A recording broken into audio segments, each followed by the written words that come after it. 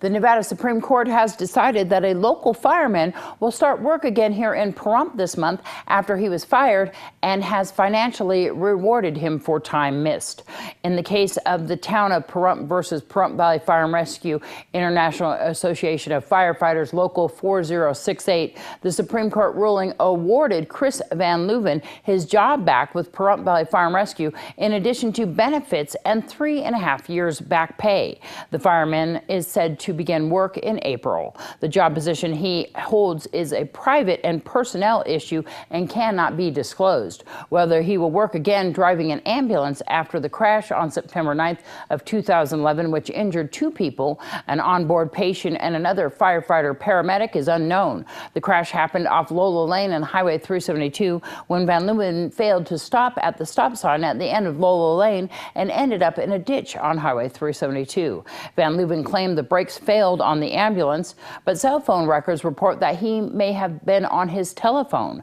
The Nevada Highway Patrol trooper who responded to the accident testified that the brakes were fully operational and that he believed the cause of the accident was Van Leuven's inattention. Phone records turned over by Van Leuven after pre-disciplinary hearings showed that he had used his phone during transport, as at 1:29 a.m. the night of the crash, he radioed in to report that the ambulance was transporting to Las Vegas. Then phone records showed date of service activity at 1:30 a.m. on Van Leuven's phone, and then again at 1:33 a.m. as he called to report the collision. Van Leuven's actions constituted his termination, according to the town. The court's decision stated that Van Leuven was not being deceptive and that he believes that the brakes had failed. Elevated levels of lead were detected in drinking water at a community center in Good Springs, prompting blood tests of students at a nearby elementary school and other residents. Potentially unsafe levels of lead were detected in the water at the community center, which shares the same water level systems as Good Springs Elementary School. Prolonged exposure to lead can eventually cause brain damage. Local health officials are taking the potential risk seriously. Health officials plan on conducting thorough tests at both facilities in the coming weeks in hopes of determining if the water well itself is contaminated. Artist Dorothy Slicker talks about her artwork and where you can see it on display. You can right now see a show until April 16th at the Southern Las Vegas Museum of Fine Art. I'm in the show there with the top 100 worldwide contemporary masters. This has been going on since January 16th and will finish April 16th. So where is that located? That's located right at the end of Fremont Street. And it's on the 2nd floor there in the Annapolis shopping center there, right behind Denny's. How much of your artwork is in there? I have 8 pieces in there right now. All right, and people can go on down. What's the name of the place again? It's the Las Vegas Southern Museum of Fine Art. And your artwork's there till what date? Till April 16th. And here's Ron Chase with Nevada Public Auction. This segment is sponsored by Nevada Public Auction. We have a lot of nice jewelry this weekend here at Nevada Public Auction.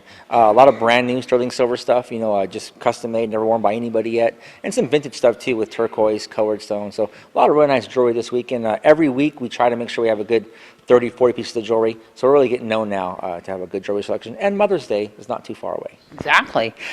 These coins are amazing. Again, lots of coins. We got a lot of different consigners, different private estates keep consigning coins with us. This time there's over 100 different silver dollars, Morgan dollars, Peace dollars, and then a bunch of different years and mint marks, including Carson City, not to mention other stuff, bullion stuff, pennies, graded coins, errors, and a lot of really nice gold coins just came in, and some low vintage like Australian mint stuff. Really nice different coins this time. We have a lot of veterans in this town, and you have a uniform that is of interest. We have a very interesting uniform back there. It is from a support technician for Merrill's Marauders. It's a World War II BMI uniform.